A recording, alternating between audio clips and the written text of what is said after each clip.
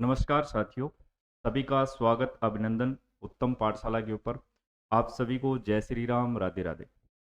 आज की इस वीडियो में अपनी स्कूल व्याख्याता भर्ती परीक्षा का जो आपका प्रथम प्रश्न पत्र है, उसके अंदर राजस्थान इतिहास कला एवं संस्कृति के जितने भी आपके प्रश्न आए हैं, जैसे आपका 4 ग्रुप में एग्जाम हुआ ए बी सी और डी, लगभग 50 के आसपास जो आपके प्रश्न हैं 2025 के अंदर आए हुए सभी प्रश्नों का अपने अध्ययन करेंगे। इसके जो पहले वाले हैं यानी 2011 से लेकर 24 तक के जो आए हुए प्रश्न हैं, उनका वीडियो सॉल्यूशन अपने यूट्यूब पर पहले ही करवा चुके हैं, तो आप उनको भी देख सकते हैं। और 2025 में किस प्रकार के जो प्रश्न आए हैं, उनका आज अपने वीडियो के माध्यम से अध्ययन करेंगे। सबसे पहले जो भी विद्यार्थी स्कूल व्याख्याता की तैयारी कर रहे हैं, तो प्रथम प्रश्न पत्र आप जानते हैं आपके लिए कितना महत्वपूर्ण है, और इसके लिए हमारी जो टीम के द्वारा ये पुस्तक तैयार की गई है, इसमें आपको 2011 से लेकर 2025 तक सभी आए हुए प्रश्नों का व्याख्या सहित हल देखने को मिलेगा।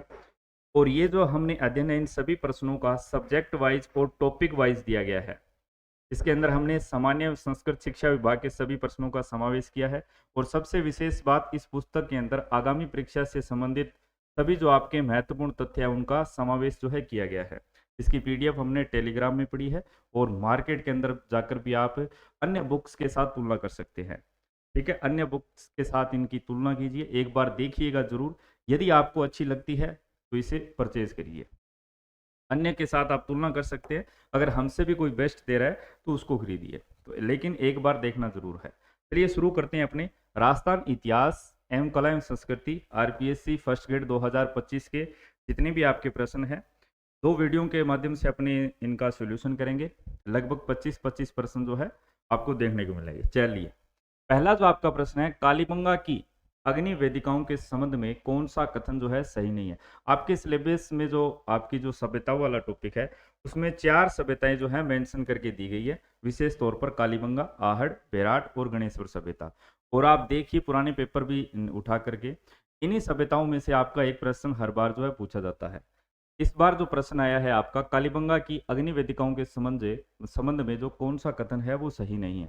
तो सबसे पहले अपनी बात करें, कालीबंगा जो आपकी सभ्यता है कहाँ पर अवस्थित है, तो कालीबंगा जो आपकी सभ्यता है हनुमानगढ़ जिले के अंदर अवस्थित है और घग्गर नदी के किनारे अवस्थित है। कालीबंगा जो आपकी सभ्यता है एक नगरीय सभ्यता हुआ करती थी, और यहाँ का जो नगर है वो 2 टीलों में विभाजित हुआ करता था। एक जो टीला था जिसे अपनी पूर्वी टीला के नाम से जानते हैं, जिस पर सामान्य जनता का निवास हुआ करता था, और एक जो दूसरा टीला है जो पश्चिमी टीला जिसको बोलते हैं, या फिर इसी टीले को अपने दुर्ग टीला भी बोलते हैं, जिस पर अपने विशिष्ट या व्यापारी वर्ग का निवास हुआ करता था। ये जो सभ्यता है, इस सभ्यता के बारे में अगर आपसे प्रश्न पूछा जाता है, सबसे पहले जानकारी देने वाले कौन थे, वो आपके इटली के विद्वान थे एलपी टेसिटोरी जी। लेकिन यदि आपसे पूछा जाए खोज करता, तो वो आपका उत्तर होगा अमलानंद जी घोष जी। यहाँ पर उत्खनन की मैं बात करूं, तो यहाँ पर उत्खनन का जो कार्य है वो बीबी लाल यानी ब्रजवासी लाल, पीके थापर जी है, ठीक है, के एम श्रीवास्तव है, एमडी खरे हैं, एसपी जैन है, इन सभी का जो है महत्वपूर्ण योगदान है। अब इस सभ्यता की विशेषताओं में से प्रश्न आया है फर्स्ट ग्रेड एग्जाम 2025, अग्नि वेदिकाएं जो है आपकी पश्चिमी टीले पर मिली है। सही नहीं है बताना है अपने को, कौन सा जो कथन है जो आपको यहाँ पर दिया गया उनमें सही नहीं है। तो ये बात बिल्कुल ठीक है, जो अग्नि वेदिकाएं हैं वो पश्चिमी टिल्ले पर स्थित थी। वेदिकाएं जो है मिट्टी के ईंटों से बने चबूतरे पर प्राप्त हुई है, बिल्कुल ठीक है। प्रत्येक अग्नि वेदिका में जो त्रिभुजाकार अग्निकुंड है, तो ये कथन जो आपका गलत हो जाएगा। यहाँ पर अग्नि वेदिकाओं की यदि आपसे संख्या पूछी जाएगी तो कितनी अग्नि वेदिकाएं मिली है, 7 अग्नि वेदिकाएं मिली हैं। धार्मिक अनुष्ठान हेतु यहाँ पर एक कुआं भी बना हुआ मिला है। तो ये जो सभी की सभी विशेषताएं आपकी कौन सी सभ्यता की है, कालीबंगा सभ्यता की है। ठीक है, तो यहाँ पर आपका ए बी और डी जो कथन सही है, और सी जो विकल्प है आपका राइट उत्तर हो जाएगा। चलिए, अगला प्रश्न है, यह आपका जो फर्स्ट ग्रेड का कोच का एग्जाम हुआ था उसके भी हमने प्रश्न शामिल किए हैं। देखिए, कालीबंगा के घरों में जल निकास व्यवस्था में नालियों के निर्माण में निम्न में से किसका प्रयोग किया जाता था। तो यहाँ पर अपने जानते हैं कालीबंगा के अंदर जो है उचित वो जल निकासी की व्यवस्था थी।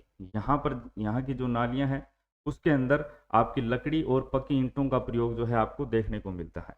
कथन कौन सा सही हो जाएगा, ए, और आपका जो है सी नंबर जो है कथन बिल्कुल ठीक हो जाएगा। सी नंबर आपका उत्तर आएगा, सी नंबर। ठीक है, जो नालियां थी वो सुव्यवस्थित थी, लकड़ी और पक्की ईंटों से निर्मित हुआ करती थी। अगला, अगला जो आपका प्रश्न है ये आपकी आहट सभ्यता में से पूछा गया है। आहट सभ्यता के संदर्भ में निम्नलिखित कथनों पर जो है विचार कीजिए और सही विकल्प का जो है अपने को चयन करना है। पहला है आहड़वासी जो है खेती करना जानते थे, तो ये वाला जो कथन है आपका बिल्कुल ठीक है। जो आहड़वासी हुआ करते थे वो खेती करना बिल्कुल जानते थे।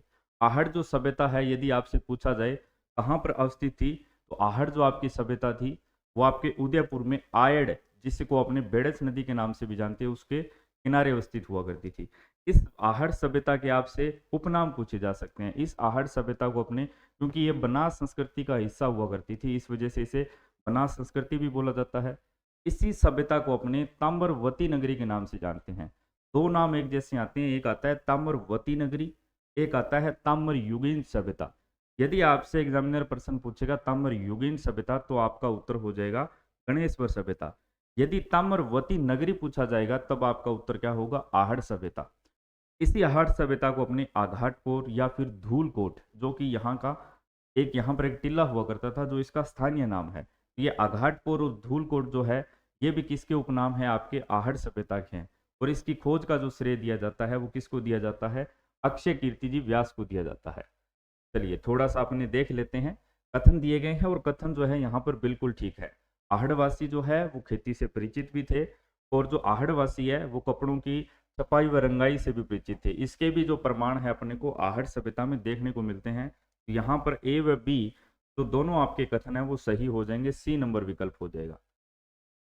चलिए दो चार बातें देख लेते हैं। जैसे आहड़ सभ्यता की यदि खोज की मैं बात करूं, उसकी जो खोज है वो 1953 ईस्वी के अंदर हुई है। किसने की है, अक्षय कीर्ति व्यास। यदि आपसे पूछा जाएगा उत्खननकर्ता के बारे में, यदि आपसे पूछा जाएगा तब आपको करना है रतन चंद्र अग्रवाल। मुख्य तौर पर जो है आपके रतन चंद्र अग्रवाल है, और साथ में आपको एच डी सांकलिया।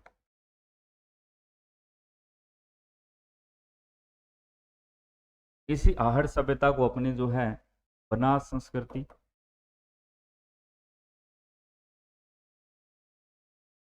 इसी आहड़ सभ्यता को अपने आघाटपुर, इसे ही अपने धूलकोट और ताम्रवती नगरी, ये सभी जो किसके नाम है, आपकी जो आहड़ सभ्यता है, इस आहड़ सभ्यता के जो है आपके उपनाम है। आहड़वासी जो है वो खेती से भली भांति परिचित थे, और यहाँ पर जो उत्खनन हुआ उसमें आपके जो रंगाई छपाई के साक्ष्य है वो भी देखने को मिलते हैं।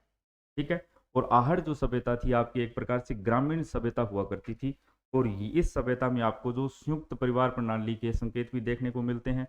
और मुख्य और विशेषताओं की मैं बात करूं तो यहाँ पर जो मृतक हुआ करते थे उनको आभूषणों सहित दफनाया जाता था। ठीक है, इतनी बातें ध्यान में रख रहे हैं। चलिए अभी तक अपनों ने देखा है एक प्रश्न जो है आपका कलिबंगा में से दो प्रश्न आ चुके हैं और आहड़ सभ्यता। अगला फिर से निम्नलिखित में से कौन सा जो कथन जो है वो सही नहीं है, क्योंकि आपके 4 ग्रुप में पेपर हुआ ए बी सी और डी, तो सभी प्रश्नों मैंने ग्रुप नहीं लिखा है, जो 2025 के सभी प्रश्न हैं उनको समावेश कर लिया है। आहड़ की खोज रतन चंद्र अग्रवाल ने की 1954 के अंदर। ठीक है, अगला है यह एक ग्रामीण संस्कृति थी, वे चित्रित धूसर मर्दमांड उपयोग में लाते थे, वे घोड़े तथा हाथी से जो है परिचित नहीं थे। यहाँ पर अपने से पूछा है कौन सा जो कथन है यहाँ पर सही नहीं है, तो यहाँ पर अपनी बात करें, वैसे आहड़ की जो खोज का श्रेय है वो आपके अक्षय कीर्ति व्यास को जाता है, लेकिन उत्खननकर्ता में आपके रतन चंद्र अग्रवाल भी थे, तो इसको अपने एक बार ठीक मानेंगे। सबसे जो उपयुक्त उत्तर होगा यह एक ग्रामीण संस्कृति थी, ये कथन भी आपका सही है। वे चित्रित दूसर मर्दभांड जो है उपयोग में लाते थे, तो यहाँ पर याद रखिएगा आहड़ जो सभ्यता थी इसे अपने लाल काले मर्दभांड वाली संस्कृति भी बोलते हैं, दूसर मर्दभांड प्रयोग नहीं होगा। ठीक है, आहड़ के बारे में अपनी बात करें, इसे लाल काले मृद भांड वाली संस्कृति भी क्या बोला जाता है। ठीक है, ये घोड़े व हाथी से परिचित थे, तो कथन जो है ये भी ठीक है। आपका गलत कौन सा हो गया, 3 नंबर। 3 नंबर जो आपका कथन है वो जो है गलत हो जाएगा। इसके अलावा जो आपकी आहट सभ्यता है, उसके अगर खोज में अगर आपसे अक्षय कीर्ति व्यास आ जाता है तो वो भी आपको सही करना है, क्योंकि मुख्य रूप से 1953 के अंदर अक्षय कीर्ति व्यास ने इसकी खोज की थी, लेकिन बाद में जो उत्खनन करता है उसमें आपके एच डी सांकलिया जी और रतन चंद्र वाल जो आपके अग्रवाल है, इनका नाम मुख्य तौर पर आता है। चलिए अगला, निम्नलिखित में से किसने the archaeological remains and excavation at Bairat पर प्रतिवेदन तैयार किया था? ठीक है, ये भी आपके 2025 के अंदर पूछा गया है। तो यहाँ पर जो आपकी बेराट सभ्यता जो है उस पर जो प्रतिवेदन तैयार करने का कार्य है वो किसके द्वारा किया गया था? वो किया गया था आपके दयाराम जी साहनी द्वारा। किसके द्वारा तैयार किया गया था? दयाराम जी साहनी द्वारा तैयार किया गया था।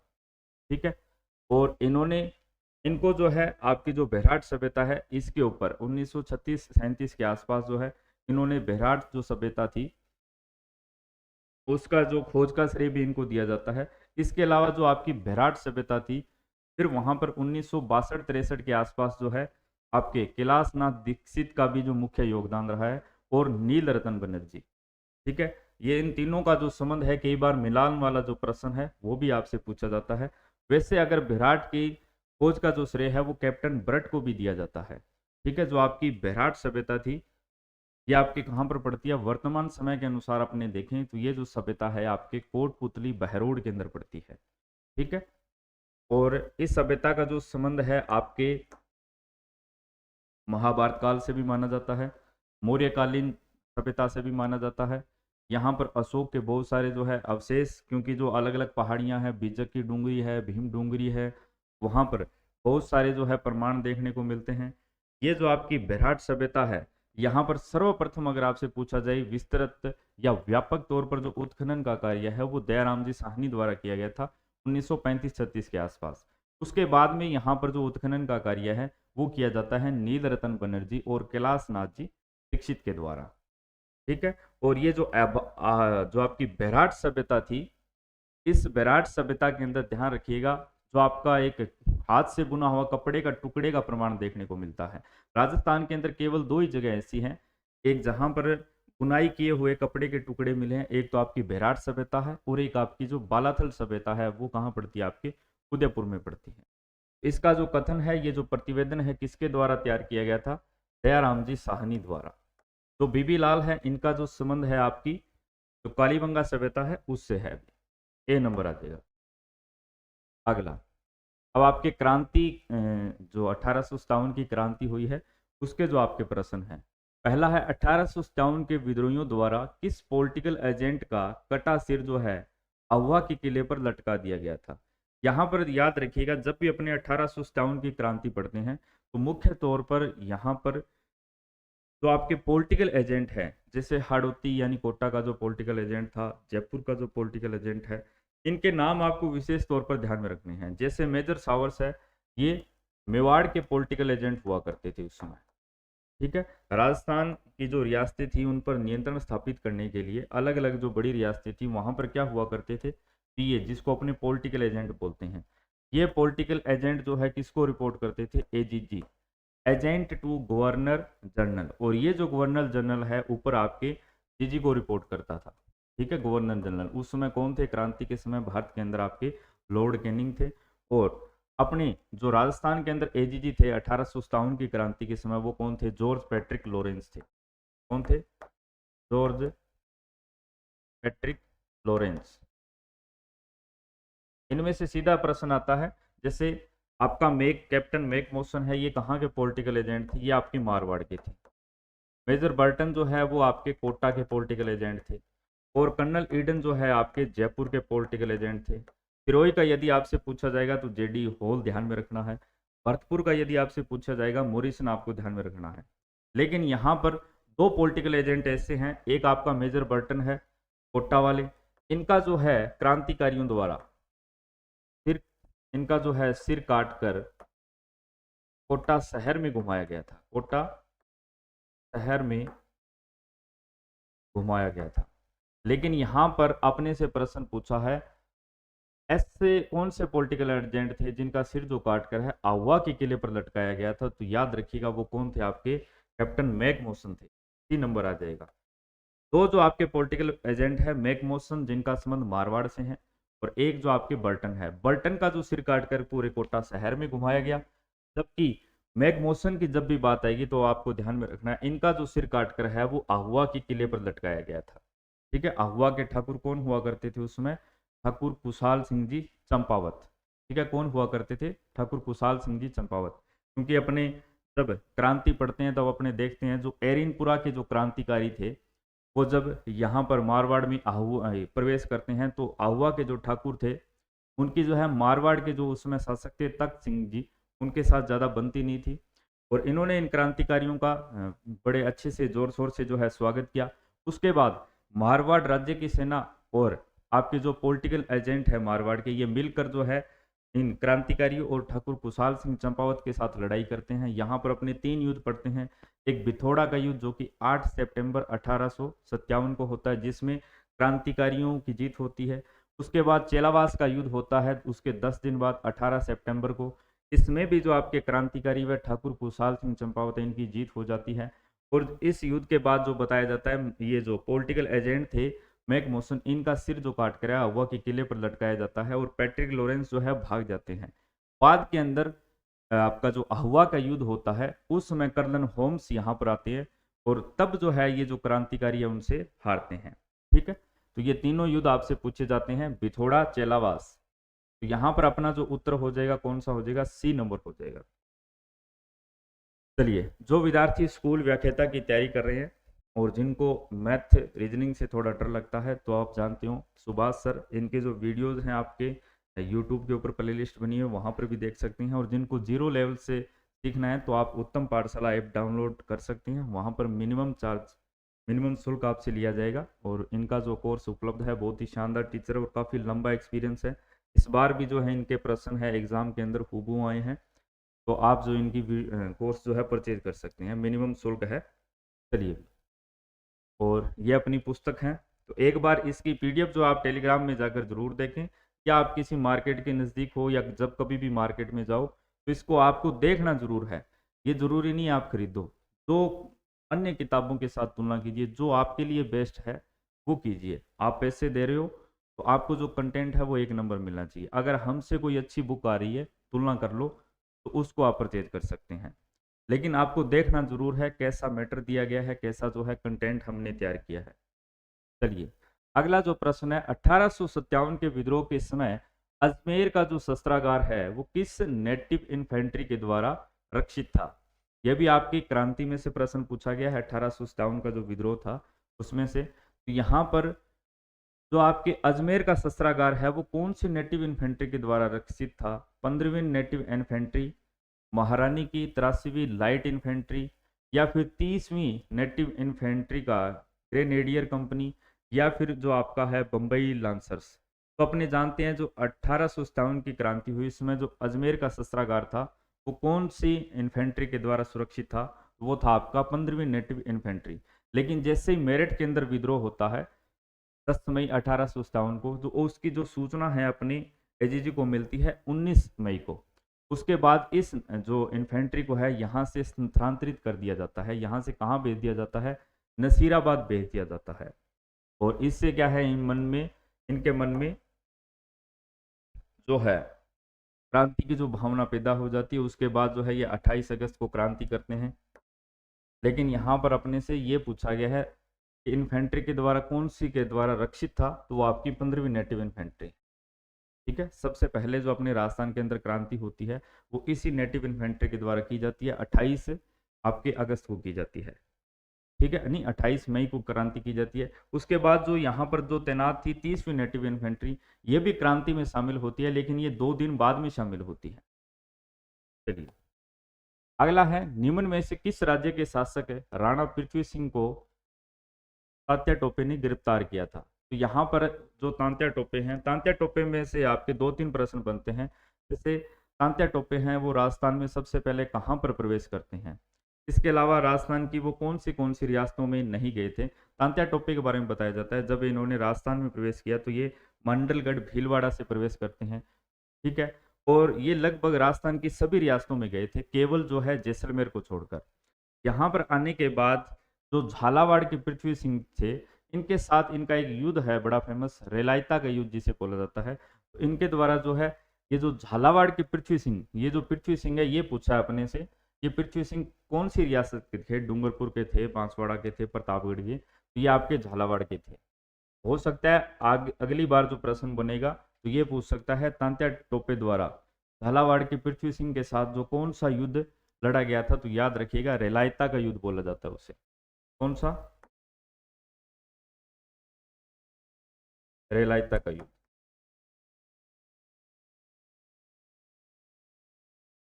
ठीक है, ए नंबर हो जाएगा। हालांकि इनको ज़्यादा यहाँ पर सफलता जो है नहीं मिल पाती है, और इनके साथ तांत्या टोपे के साथ जो है इन्हीं के मित्र द्वारा विश्वासघात कर दिया जाता है, और इनको जो है यहाँ पर पकड़ कर जो है फांसी दे दी जाती है। ठीक है, चलिए अगला। आहुआ की कुल देवी सुगाली माता की प्रतिमा के कुल कितने सिर और हाथ हैं? बहुत ही आसान प्रश्न है। जब भी अपने राजस्थान के अंदर 1857 की क्रांति पड़ती है तो इस क्रांति की जो देवी किसको माना जाता है? सुगाली माता को माना जाता है। ये जो आहुआ के ठाकुर थे उसमें कुशाल सिंह चंपावत, उनकी ये क्या थी? कुलदेवी हुआ करती थी।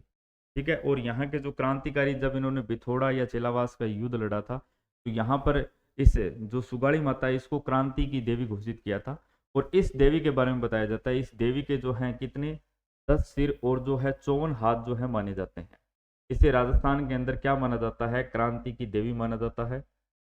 इसके प्रति जो है यहाँ पर अंग्रेज जो सैनिक थे उनके अंदर जो है डर बैठ गया था। तो आहुआ का युद्ध जीतने के बाद बताया जाता है जब वो यहाँ से जा रहे थे तो इस देवी की जो प्रतिमा है वो अपने साथ ले गए थे। ठीक है, और इसे जो है वहाँ पर अजमेर के जो राजपुताना म्यूजियम था वहाँ पर रखा गया था, लेकिन बाद में इसे जो है पाली का जो बांगड़ संग्रहालय है वहाँ पर भेज दिया गया था। ठीक है, तो इस सुगाड़ी माता को क्या बोला जाता है? इसे क्रांति की देवी भी बोला जाता है। इसकी ये कुलदेवी थी, तो ये आहुआ के ठाकुर कुशाल सिंह की जो चंपावत है उनकी कुलदेवी हुआ करती थी। और इनकी जो प्रतिमा थी उसके कितने हाथ और सिर पूछे गए हैं? तो आपको ध्यान में रखने इसके जो 10 सिर और 54 हाथ, 10 सिर और 54 हाथ। आसान सा प्रश्न है, काफी बार पूछ लिया जाता है। 3 नंबर विकल्प हो जाएगा। अगला, रावत केसरी सिंह 1857 की क्रांति के दौरान इस स्थान के जो हैं ठिकानेदार थे? रावत केसरी सिंह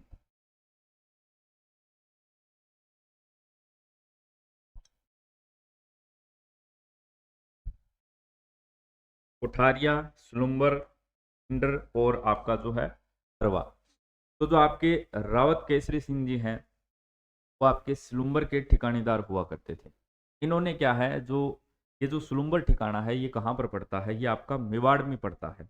इन्होंने मेवाड़ महाराणा के जो है विरुद्ध जाकर, क्योंकि उस समय जो मेवाड़ के महाराणा थे वो किसके पक्षधर थे? वो अंग्रेजों के पक्षधर थे। ठीक है, मेजर सावर्स के साथ उनकी ठीक ठाक बनती थी।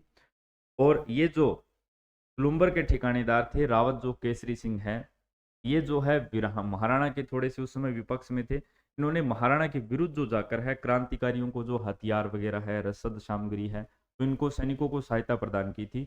और जब आहुआ का युद्ध ये हारते हैं तो ठाकुर कुशाल सिंह चंपावत वहां से जब ये भाग कर आते हैं उसके बाद जो इन्हीं सुलुम्बर के जो कोठारिया के जो रावत जोत सिंह हैं उनके पास जो है वो ठाकुर कुशाल सिंह चंपावत जो है शरण लेते हैं। और इनकी जो मदद करने वाले थे वो कौन थे? आपके रावत केसरी सिंह जी थे। तो दो प्रश्न बनते हैं, एक आपको जो सुलुम्बर के ठिकानेदार है रावत केसरी सिंह, ये भी कुशाल सिंह चंपावत की क्या कर रहे थे? और जो क्रांतिकारी उनकी सहायता कर रहे थे। लेकिन यदि आपसे पूछा जाएगा तो आहुआ के युद्ध के बाद जो आहुआ के ठाकुर कुशाल सिंह चंपावत है वो भाग कर जो है कहाँ पर जाते हैं या कहाँ पर शरण लेते हैं, तब आपको ध्यान रखना है कोठारिया के रावत जोध सिंह, रावत जोध सिंह के यहाँ वो क्या है, शरण लेते हैं। यदि आपसे शरण के बारे में पूछा जाएगा दो प्रश्न बनते हैं। ठीक है, जो रावत जोध सिंह है वो भी आपके कोठारिया के थे, और जो रावत केसरी सिंह है वो आपके सुलुम्बर के थे। हालांकि ये जो दोनों ठिकाने यदि आपसे पूछे जाएंगे तो दोनों कहाँ पड़ते हैं? आपके मेवाड़ में पड़ते हैं। ठीक है, मेवाड़ में पड़ते हैं। जोध सिंह के यहाँ पर क्या है? कुशाल सिंह चंपावत ने क्या ली थी? शरण ली थी। क्रांति में से जो यदि पॉलिटिकल एजेंट के बाद सबसे ज्यादा जो प्रश्न पूछा जाता है आपका, वो आपके ठाकुर कुशाल सिंह चंपावत के बारे में आता है। क्या वो इनसे आपका बिथोड़ा का युद्ध पूछ सकता है, या फिर आपसे चेलावास का युद्ध पूछ सकता है, या फिर आहुआ युद्ध हारने के बाद जो ये कुशाल सिंह चंपावत है, इन्होंने कहाँ पर शरण ली थी, और इनकी जो मदद करने वाले कौन से ठिकानेदार से कौन कौन थे। तो ऐसा जो प्रश्न है वो एग्जाम में पूछा जा सकता है, बी नंबर आ जाएगा। अगला है, निम्न में से किसके द्वारा बिजोलिया आंदोलन में एक भवानी दयाल के नेतृत्व में एक जो है जांच आयोग जो है नियुक्त किया गया था। अखिल भारतीय राष्ट्रीय कांग्रेस के द्वारा, मेवाड़ के महाराणा के द्वारा, राजस्थान सेवा संघ के द्वारा, या फिर राजपूताना मध्य भारत सभा के द्वारा। अच्छा प्रश्न है। बिजोलिया के अंदर जो बड़ी दरें थी, उसके खिलाफ जो है किसान जो है प्रदर्शन कर रहे थे, और यहाँ पर जो मेवाड़ के जो महाराणा थे, उनसे मांग कर रहे थे ये जो टैक्स वगैरह है इनको कम किया जाए। और बिजोलिया किसान आंदोलन अपने जानते हैं, विश्व के अंदर सर्वाधिक लंबा चलने वाला किसान आंदोलन था, और इसका जो ये लगभग जो है 3 चरणों में चला था। ठीक है, पहले जो है कुछ मांगे इनकी मांगी गई थी, मान ली गई थी, कुछ नहीं मानी गई थी। यहाँ के जो महाराणा थे उनका भी क्या है इसमें अहम रोल था। अब यहाँ पर अपने से जो बिजोलिया जो आंदोलन है, उसमें ये जो भवानी दयाल है इसके नेतृत्व में एक जांच आयोग नियुक्त किया गया था। ये नियुक्त करने वाले कौन थे, ऐसा अपने से पूछा गया है। अखिल भारतीय राष्ट्रीय कांग्रेस थी, या मेवाड़ के महाराणा थे? नहीं भी, मेवाड़ के महाराणा नहीं थे। ये पहले जो राजपूताना मध्य भारत सभा थी, इन्होंने क्या है इस भवानी दयाल के नेतृत्व में एक आयोग गठित किया था। ये आयोग जो है रिपोर्ट तैयार करेगा भी किसानों को क्या क्या समस्याएं आ रही हैं, कौन से जो टैक्स है उनको जो कम करना है। लेकिन जो मेवाड़ के महाराणा थे, इन्होंने क्या है इस आयोग को जो है अस्वीकार कर दिया था। क्यों अस्वीकार कर दिया था? इन्होंने आरोप लगाया था भी ये जो आयोग है ये बाहर के लोगों द्वारा तैयार किया गया है, और इस जांच आयोग को यहाँ पर जो है इन्होंने मानने से इनकार कर दिया। फिर इन्होंने स्वयं ने एक जांच आयोग का गठन किया था। इन दोनों ही आयोग में से प्रश्न आता है। एक आपसे पूछेगा ये जो भवानी दयाल की अध्यक्षता में जांच आयोग था कहाँ पर तैयार हुआ, तो बिजोलिया के अंदर तैयार हुआ। और इसको जो तैयार करने वाली कौन थी, वो थी राजपूताना मध्य भारत सभा। लेकिन जो महाराणा के द्वारा जांच आयोग तैयार किया गया था वो कब किया गया था? वो किया गया था फरवरी 1921 के अंदर। उसके अंदर आपसे सदस्य पूछता है कौन कौन उस जो आयोग में सदस्य हुआ करते थे। तो आपको याद रखने, एक ठाकुर राम सिंह, रमाकांत जी मालवीय, तख्त सिंह जी, 3 सदस्यीय आयोग तैयार किया था। तो महाराणा ने आयोग तैयार किया था, उसके सदस्य वाला प्रश्न जो है ये फर्स्ट ग्रेड में इससे पहले पूछा जा चुका है, तो याद रखिएगा। इन्होंने फरवरी 1921 के अंदर एक आयोग गठित किया जिसमें 3 सदस्यीय आयोग था। ये कौन कौन थे? तो सबसे पहले है आपके ठाकुर राम सिंह। ठाकुर राम सिंह, ये ठाकुर राम सिंह जी कहाँ के थे? बेदला। इसके अलावा इसमें कौन थे? आपके रमाकांत मालवीय, रमाकांत मालवीय। और तीसरे जो इसके सदस्य थे वो कौन थे? तख्त सिंह मेहता, तख्त सिंह मेहता। ये किसके द्वारा तैयार किया गया था? ये उस समय मेवाड़ के जो महाराणा थे उनके द्वारा तैयार किया गया। ठीक है, और ये जो भवानी दयाल की अध्यक्षता में तैयार हुआ, ये इसका जो गठन है वो किसने किया? वो राजपूताना मध्य भारत सभा ने किया था। 3 नंबर आ जाएगा। इसमें से ज्यादातर वो आपको क्या है मिलान वाला प्रश्न देगा, इसमें कौन कौन शामिल थे। जैसे यहाँ पर रमाकांत मालवीय का नाम हटाकर किसी अन्य व्यक्ति का नाम दे। ठीक है, चलिए अगला जो आपका प्रश्न है, उससे पहले भी आपके शिक्षा मनोविज्ञान का कंप्लीट ऑनलाइन कोर्स जो है आपके फर्स्ट ग्रेड के लिए, ठीक है, मनोज हरिदत्त शर्मा आरबीडी के लेखक है, जाना माना नाम है। ठीक है, तो इनका जो शिक्षा मनोविज्ञान का जो कंप्लीट कोर्स है ये आपको उत्तम पाठशाला एप्लीकेशन पर मिल जाएगा। किसी विद्यार्थी को यदि मनोविज्ञान में मैनेजमेंट में समस्या आ रही है तो इनका जो कोर्स है आप देख सकते हैं। ठीक है, चलिए अगला जो आपका प्रश्न है, उपरमाल को डंको नामक जो समाचार का संपादन है वो नगारची नाम से निम्न में से जो है वो कौन करता था? उपरमाल नामक ये जो डंका है इसका जो समाचार पत्र का संपादन नगारची नाम से कौन करता था? यहाँ पर अपनी बात करें, जो उपरमाल का डंका है ये जो पर्चा था इसका जो प्रकाशन है किसके द्वारा किया गया था? उपरमाल का डंका विजय सिंह जी पथिक के द्वारा।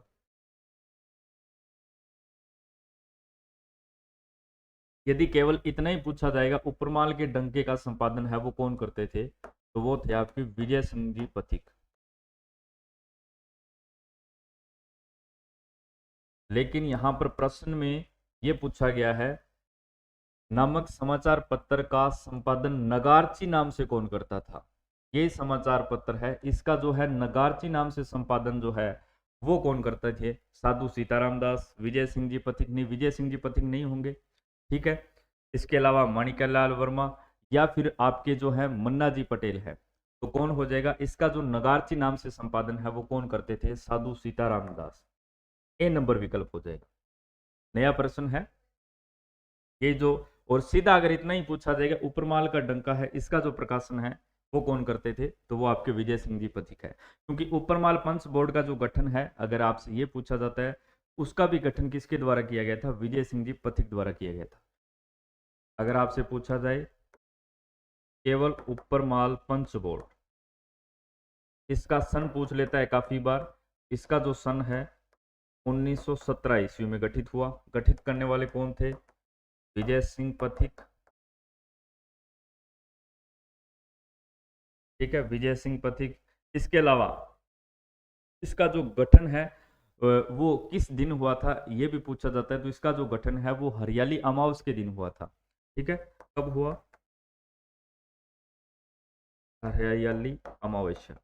अपने विक्रमी संवत के अनुसार एक बार ये प्रश्न पूछा गया है कि इसका जो गठन कब हुआ, तो हरियाली अमावस्या के दिन हुआ। और इसके जो पहले अध्यक्ष है वो किसको बनाया गया था, तो इस मंच बोर्ड के जो पहले अध्यक्ष है वो किसको बनाए बनाए गए थे, वो थे आपके मन्ना पटेल, ठीक है। इन मन्ना पटेल को जो है सरपंच बनाया गया था। तो ये सभी बातें आपको ध्यान में रखनी है, ए नंबर विकल्प हो जाएगा।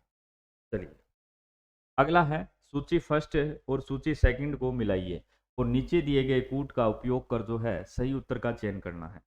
निमुचाणा कांड, डाबी घटना, कांगड़ घटना और कुदन घटना, ये कहां कहां पर घटित हुई थी। मिलान वाला जो आपका प्रश्न है, अलवर, सीकर, बूंदी और बीकानेर।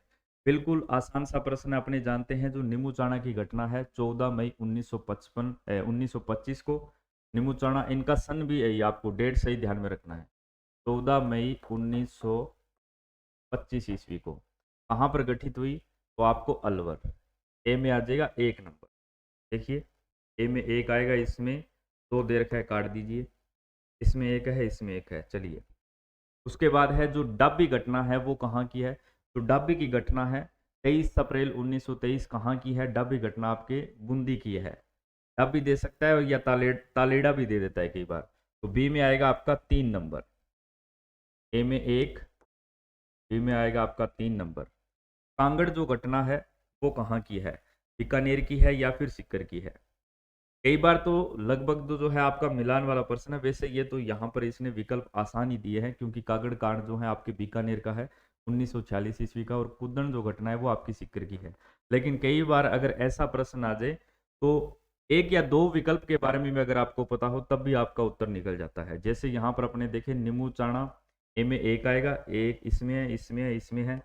उसके बाद डाबी घटना बूंदी की है, बी में 3 आएगा, यहाँ पर 2 है, काट दीजिए, यहाँ पर 4 है, काट दीजिए, यहाँ पर देखिए ये बी नंबर 1 3। उसके बाद कांगड़ जो है आपके बीकानेर की है, कुदन जो आपके सीकर की है। तो सी में आएगा 4 और इसमें 2, 1 3 4 2, 1 3 4 2, बी नंबर विकल्प। यहाँ पर विकल्प थोड़े से ऊपर नीचे है, ए यहाँ पर है, उसके बाद सी है, डी है, बी है, बी नंबर विकल्प हो जाएगा। ये लास्ट वाला बी नंबर है, ठीक है।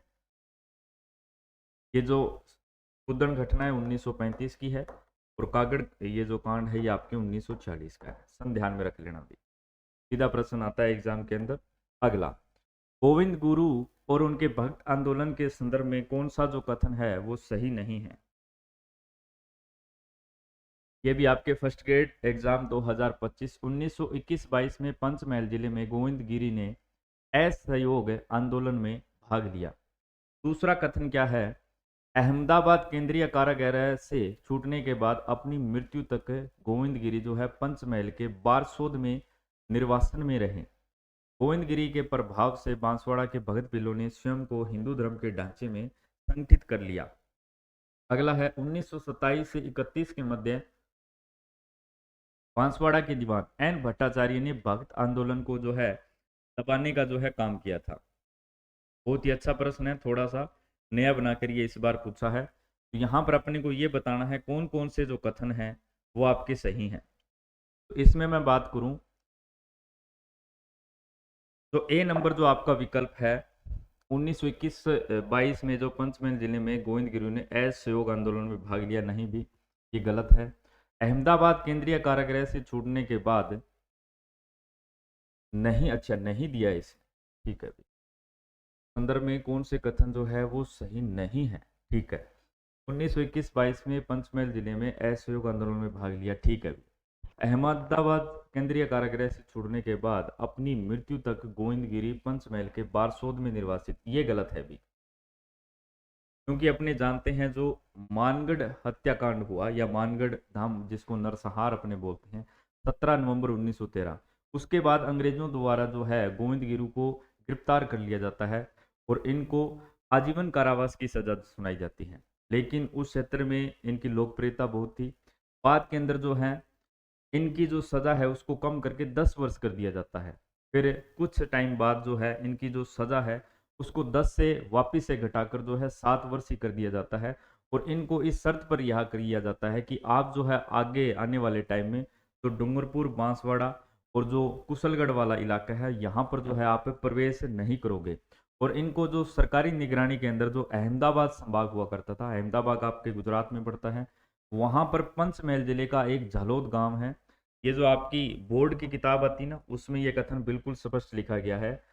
इन्होंने गोविंदगिरी जी ने पंचमहल का जो झालोद है, ये बारसोद नहीं होगा, उस पुस्तक में बड़ा स्पष्ट दे रखा है जो आपका झालोद गांव है, ठीक है, झालोद गांव, वहां पर ये रहे थे। तो यहाँ पर जो बी नंबर विकल्प है आपका जो है गलत हो जाएगा। यहाँ पर देखिए बी किस में आया है, ए में आया है, काट दीजिए, सी में आया है आप, अच्छा नहीं है, हाँ बी वाला गलत हो गया। एक तो बी इसमें है, इसमें है, इसमें नहीं है, इसमें नहीं है, ये काट दीजिए। इसके बाद गोविंदगिरी के प्रभाव से बांसवाड़ा के भगत बिल्लो ने स्वयं को हिंदू धर्म के ढांचे में संगठित कर लिया, तो ये कथन आपका जो है बिल्कुल सही है। तो ए और सी यहाँ पर सही हो गए, तो गलत कौन से हो जाएंगे भी, बी और डी, बी और डी सभी के अंदर दो है, ए नंबर विकल्प हो जाएगा, ठीक है, ए नंबर जो विकल्प है अपना हो जाएगा। चलिए अगला है प्रत्याह, क्योंकि अपने जानते हैं गोविंद गिरु जी ने भीलों के उत्थान के लिए कार्य किया था। इनमें से जो आपके प्रश्न आते हैं गोविंद गिरु के स्वयं के बारे में आपसे पूछा जा सकता है। इनका जो जन्म है एक बंजारा परिवार में हुआ है, डूंगरपुर के एक बांसिया गांव में इनका जन्म हुआ। भीलों के उत्थान के लिए इन्होंने क्या है भक्त आंदोलन भी चलाया। इसके अलावा इनमें से जो प्रश्न आता है संप सभा आपसे पूछ सकता है। संप सभा की स्थापना की 1883 ईस्वी में सिरोही के अंदर। उसके बाद उस संत सभा का जो पहला अधिवेशन है वो कब रखा गया, 1903 को, ठीक है। आश्विन शुक्ल पूर्णिमा को ये जो भील है हर वर्ष जो है इकट्ठे हुआ करते थे, लेकिन 1913 के अंदर 17 नवंबर 1913 को जब भील इकट्ठे हुए तो वहां पर क्या है लगभग 1200 भीलों को मार दिया गया था अंग्रेजों के द्वारा, जिसके कारण इसे जो है राजस्थान का जलियांवाला बाग हत्याकांड या फिर भीलों का जलियांवाला बाग हत्याकांड भी बोला जाता है, ठीक है। चलिए अगला आपका है प्रत्यारों के अभिलेखों में राज्य अधिकारियों को जो है क्या कहा जाता था, फर्स्ट ग्रेड एग्जाम 2025। तो आपके प्रतिहार शासक है, इनको यदि आप देखोगे तो प्रतिहारों में से लगभग जो प्रश्न है वो फिक्स है, इनके बारे में ज्यादा जो है ऐतिहासिक घटनाएं हैं वो नहीं देखने को मिलती हैं। आपका जो प्रतिहारों के आदि पुरुष जो है वो कौन है, या फिर वत्सराज में से प्रश्न आता है, या ये जो प्रश्न है ये 2 बार आ चुका है। 2020 के अंदर भी ये जो राज्य अधिकारियों वाला प्रश्न है ये आ चुका है। तो प्रतिहार के जो अभिलेख हैं वहां पर राज्य अधिकारियों को क्या बोला जाता था, राजपुरुष बोलते थे, सामंत बोलते थे, दरबारी बोलते थे या फिर मंत्री बोलते थे। तो इसका जो उत्तर हो जाएगा राज्य अधिकारियों को क्या बोला जाता था, राजपुरुष बोला जाता था। देखिए कुछ नाम हैं, यदि आपसे पूछा जाएगा राज्य अधिकारियों को तो अपने बोलेंगे राजपुरुष। यदि आपसे पूछा जाए राजा का उत्तराधिकारी तो उसे बोलते थे युवराज। यदि आपसे मंत्री पूछे तो मंत्री जो है राजा को प्रशासनिक कार्यों में सहायता प्रदान करते थे।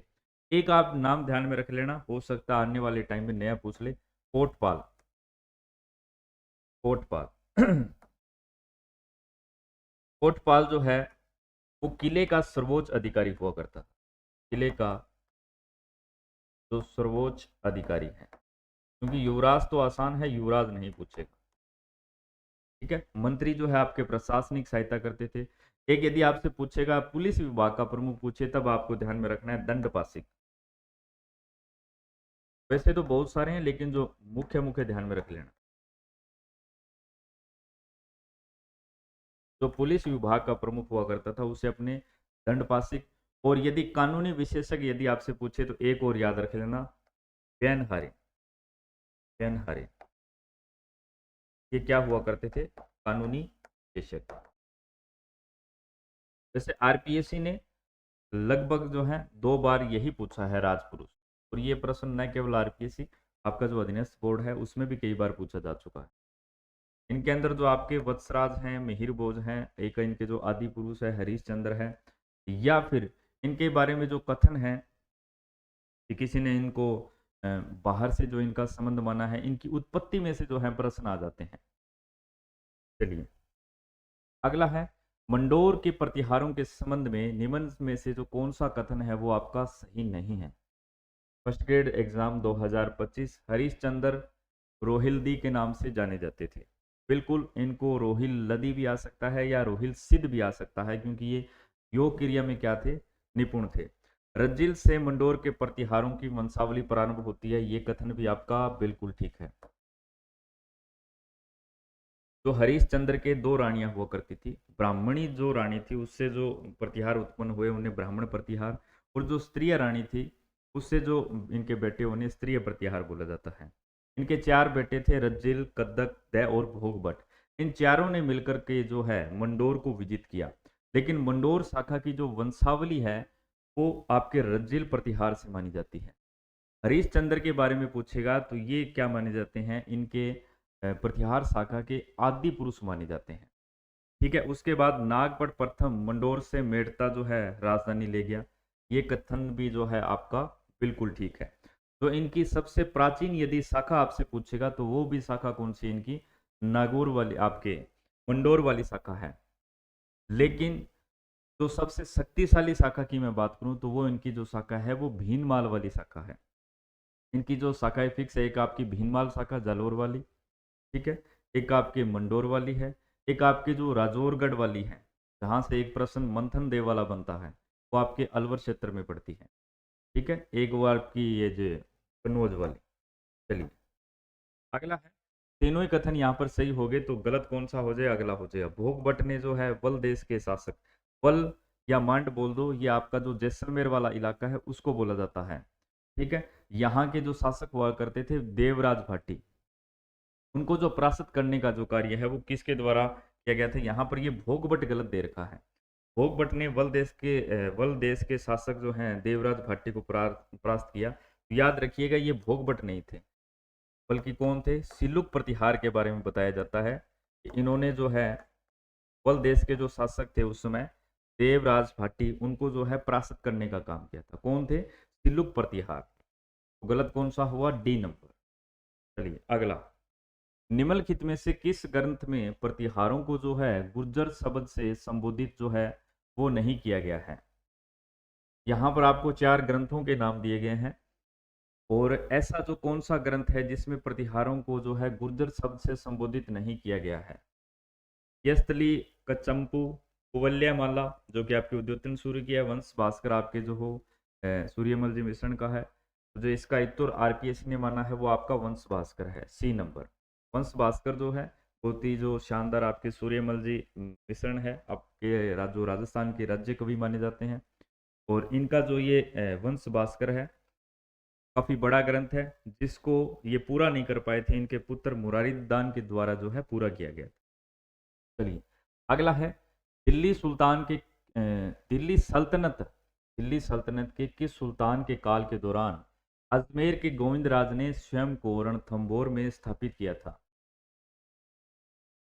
फर्स्ट ग्रेड एग्जाम 2025, बलबन होगा, नसीरुद्दीन महमूद होगा, या फिर कुतुबुद्दीन ऐबक होगा, और या फिर इल्तुतमिश। तो अपने जानते हैं सब मोहम्मद गोरी और पृथ्वीराज तृतीय के मध्य प्रथम युद्ध हुआ, उसमें पृथ्वीराज चौहान की विजय हुई।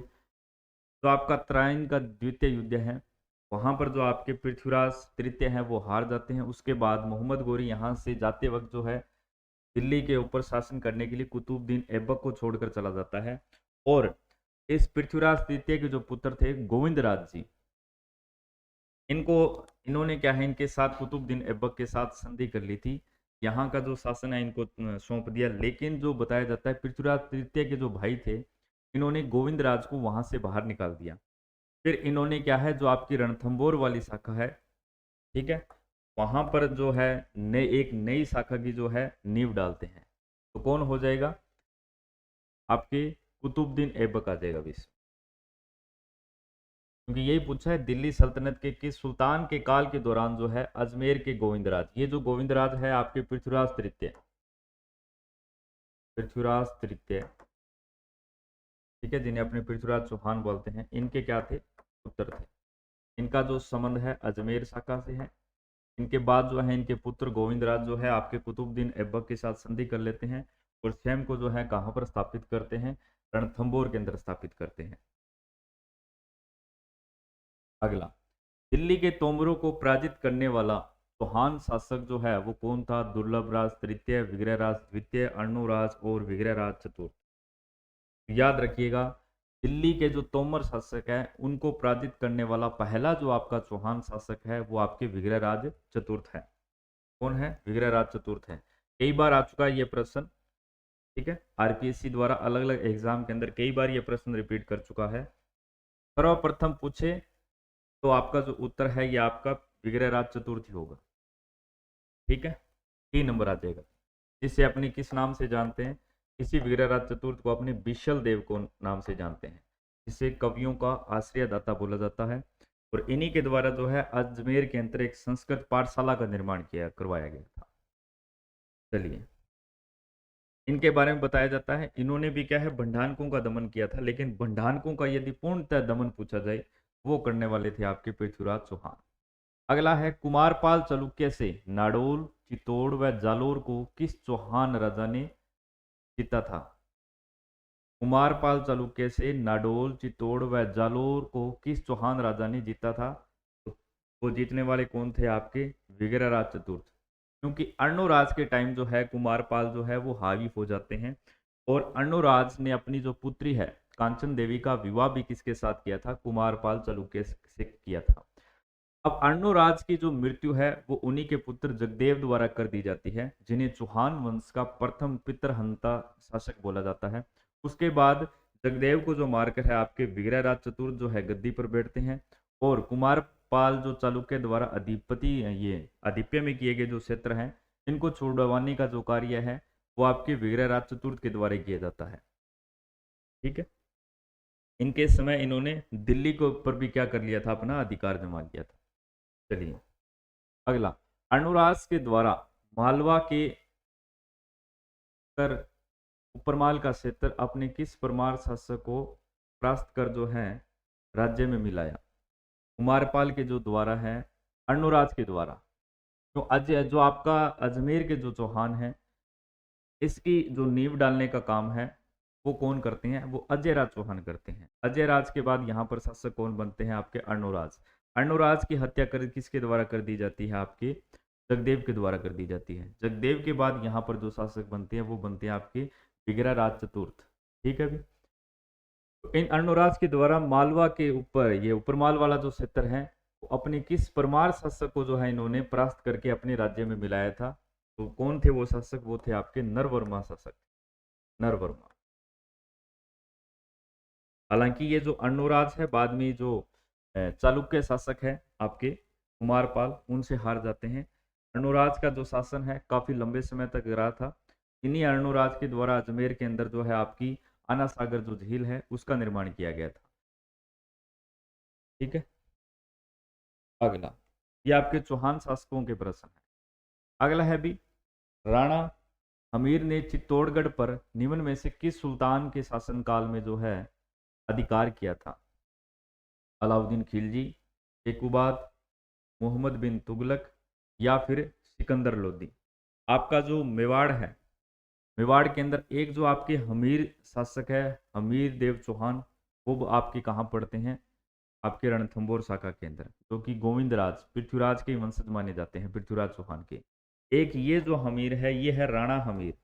मेवाड़ के जो गुहिल शासक थे उनमें सिसोदा गांव से निकलकर वापिस से जो है चित्तौड़ को विजित किया। मेवाड़ के अंदर इन्हें मेवाड़ का क्या माना जाता है, पुनरुद्धारक माना जाता है। दो प्रश्न आते हैं, कई बार उद्धारक दे देता है, कई बार पुनरुद्धारक देता है। मेवाड़ के अंदर उद्धारक के रूप में अपने मेवाड़ आपके भामाशाह को भी याद करते हैं। यहाँ पर राणा हमीर ने चित्तौड़ पर निम्न में से किस सुल्तान के शासनकाल में अधिकार किया। तो अपनी बात करें, जब अलाउद्दीन खिलजी 1303 के अंदर मेवाड़ की उस समय शासक, उस समय जो शाखा चल रही थी वो रावल शाखा चल रही थी। ठीक है, रावल शाखा के शासक रतन सिंह को क्या है, यहाँ पर वो पराजित करते हैं। और यहाँ पर 1303 के अंदर जो है साका होता है। साकी का मतलब है जहाँ पर जोहर भी होगा।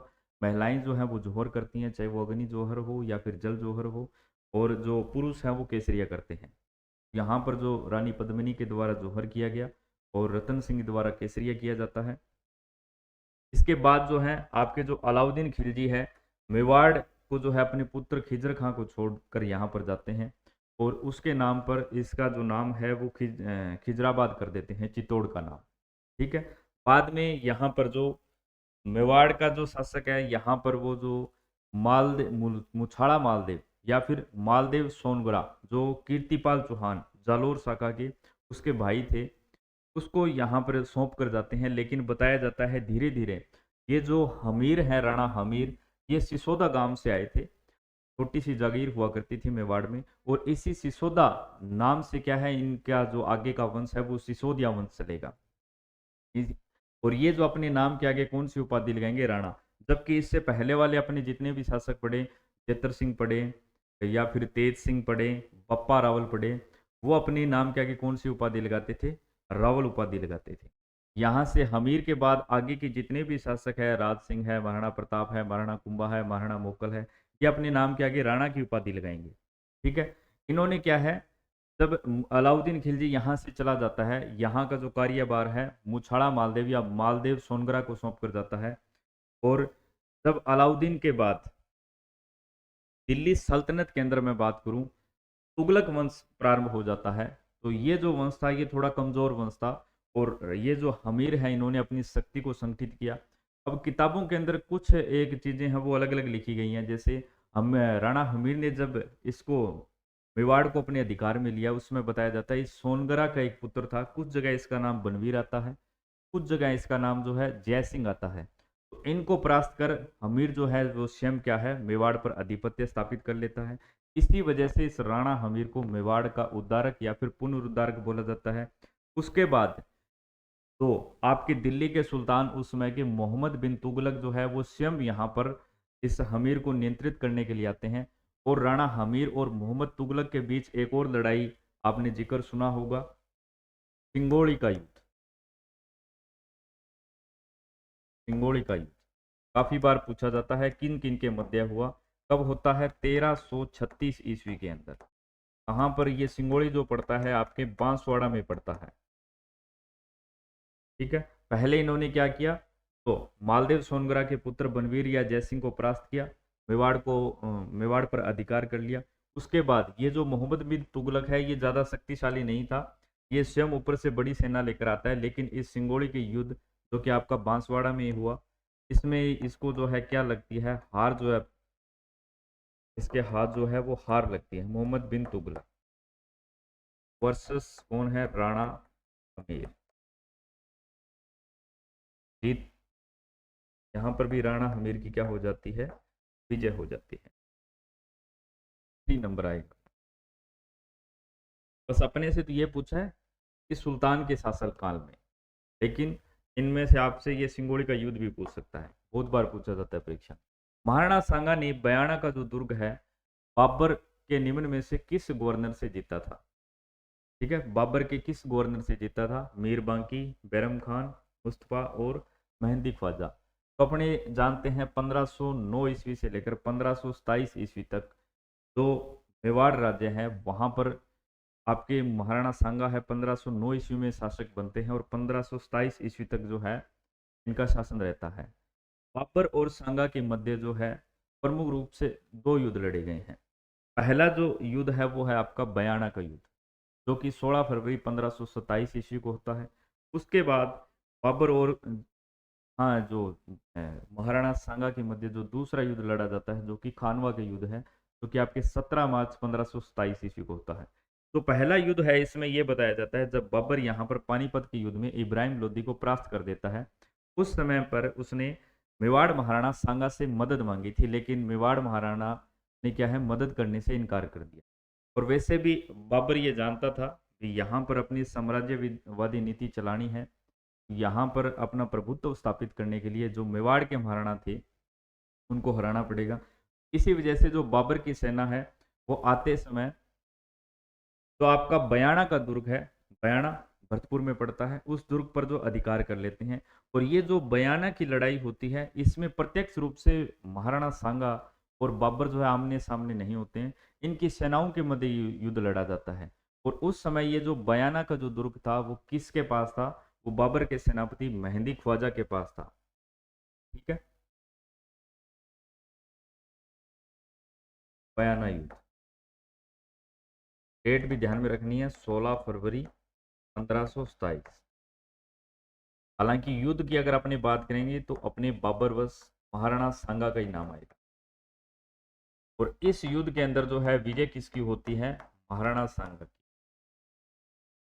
ठीक है, इस युद्ध के अंदर जो विजय है वो महाराणा सांगा की होती है। महाराणा सांगा के जो सैनिक है इस मेहंदी ख्वाजा और जो बाबर की सेना है इसको यहाँ से भगा देते हैं और बयाना दुर्ग पर वापस पुनः अपना अधिकार कर लेते हैं। इसके बाद जो है बाबर जो है इसके अगले ही महीने यानी फरवरी में ये लड़ाई हुई जिसमें महाराणा सांगा जीत जाते हैं।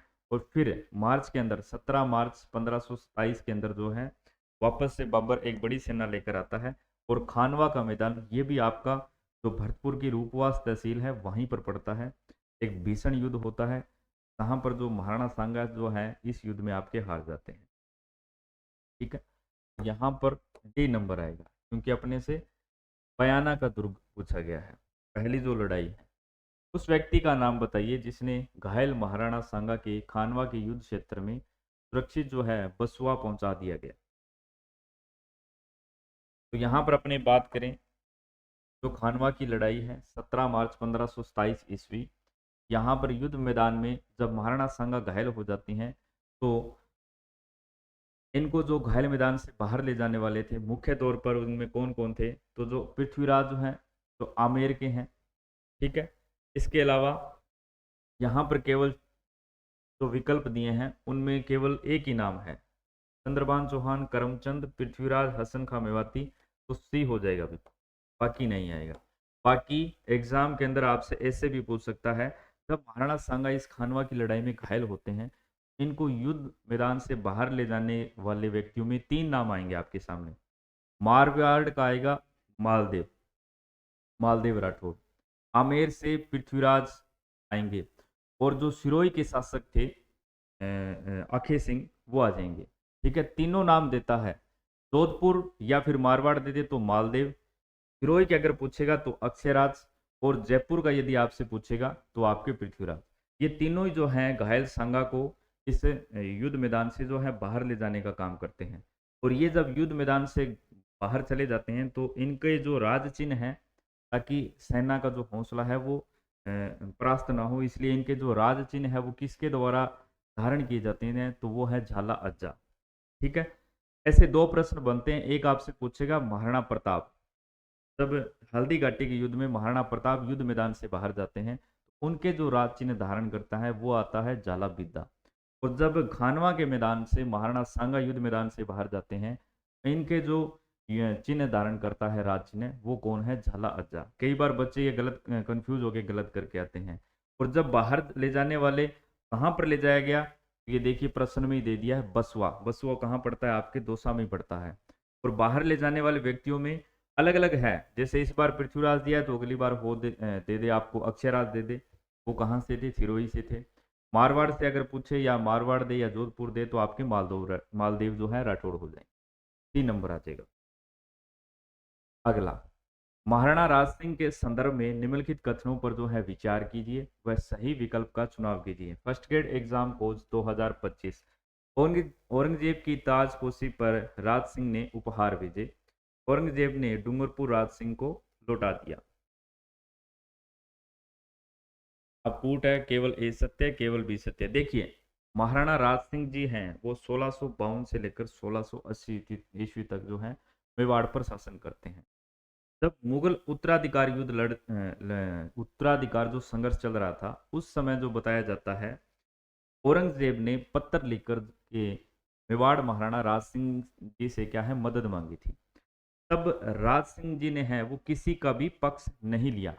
इन्होंने बताया जो हमारे संबंध चल रहे हैं, आप में से जो अगला जो शासक बनेगा वो तो आप सभी जो हमारे लिए एक है, मैं किसी का भी जो है पक्ष नहीं नहीं लूंगा। और ये क्या रहे थे, तटस्थ रहे थे, क्योंकि राज सिंह जी ये जानते थे भी औरंगजेब जो है वो बड़ा क्रूर शासक था। अगर अपने इसके विपक्ष में लड़ाई कर ले और हो सकता है आने वाले समय जो है औरंगजेब शासक बन जाए, तो मेवाड़ के लिए क्या हो जाएगा, ये आने वाले समय के लिए खतरा हो जाएगा। तो इन्होंने किसी का भी जो है पक्ष नहीं लिया। और इस बात का जो अप्रत्यक्ष रूप से, क्योंकि मेवाड़ एक शक्तिशाली शासक राज्य था, ये जिस भी तरफ से लड़ाई करता, हो सकता है ये औरंगजेब के खिलाफ लड़ाई करते तो औरंगजेब की हार हो जाती। इस वजह से औरंगजेब इस बात से बड़ा प्रसन्न हुआ कि अप्रत्यक्ष रूप से औरंगजेब को फायदा मिलता है। और मेवाड़ महाराणा ने क्या किया उस समय, इस बात का फायदा उठाते हुए यहाँ पर क्या एक टिक्का दौड़ उत्सव जो मनाया जाता था, जहां पर ये क्या करते थे, इस टिक्का दौड़ उत्सव के बहाने इन्होंने क्या किया, यहाँ पर जो मुगल चौकियां स्थापित थी, जो छोटी छोटी मुगल चौकियां स्थापित थी, उनको क्या है विजित कर लिया। इसके बाद जब औरंगजेब शासक बन जाते हैं, तो ये जो मेवाड़ जो महाराणा है राज सिंह जी, इन्होंने इनकी ताजपोशी पर कुछ उपहार भेजे। और औरंगजेब को इस बात का फायदा मिल गया कि इन्होंने जो अपना पक्ष है वो तटस्थ रहा। इस वजह से इनके द्वारा जो क्षेत्र इन्होंने अपने अधिकार में किए थे, जैसे डूंगरपुर है, ग्यासपुरा है या बांसवाड़ा है, ऐसा भी प्रश्न आ चुका है कि राज सिंह ने कौन कौन से जो वो क्षेत्र है वो विजित किए, तो याद रखिएगा डूंगरपुर, बांसवाड़ा और ग्यासपुरा। ठीक है, इनको विजित कर लिया था। तो इनसे क्या है प्रसन्न होकर ये जो डूंगरपुर है, इसके अलावा बांसवाड़ा, बांसवाड़ा जहां पर जो है मुगलों का अधिकार हो गया था, और ग्यासपुरा, ग्यासपुरा, इन तीनों क्षेत्रों को हो वापिस से जो राज सिंह को जी को हो लुटा दिया। और राज सिंह जी का जो मनसब है वो भी बढ़ा करके कितना कर दिया था, 6000 कर दिया था। हालांकि बाद के अंदर अपने जानते हैं जो किशनगढ़ की राजकुमारी है चारुमती, उसके कारण जो है इनके बीच में वापिस से तनाव हो जाता है। इसके अलावा इसकी औरंगजेब की जो हिंदुओं के विरुद्ध जो नीति थी, जैसे हिंदुओं पर जजिया कर लगाना, हिंदुओं के जो मंदिर मूर्तियां हैं उनको नष्ट करना, और जो मारवाड़ से भागकर आए हुए जो अजीत सिंह जी और दुर्गादास जी राठौर हैं, उनको भी क्या है मेवाड़ महाराणा राज सिंह ने मेवाड़ के अंदर शरण दे दी थी। बाद के अंदर जो है इनके बीच में संघर्ष हो जाता है, लेकिन प्रारंभिक टाइम के अंदर जो है औरंगजेब जो है इनसे क्या था, प्रसन्न था। इसका जो उत्तर क्या हो जाए, कथन ए और बी आपके दोनों ही सत्य है, ए और बी दोनों सत्य है, सी नंबर विकल्प हो जाएगा। चलिए भी, आज की क्लास में बस अपने इतने ही प्रश्नों का अध्ययन करेंगे। बाकी के जो प्रश्न बच गए हैं उसका जो जैसे आपकी कला एवं संस्कृति और कुछ एक प्रश्न आपके इतिहास की ओर बचे हैं, उनका जो अपने अध्ययन है अगली वीडियो में करेंगे। धन्यवाद। यदि वीडियो आपको अच्छी लगे तो अपने साथियों के साथ ज़्यादा से ज़्यादा जो है शेयर कीजिए।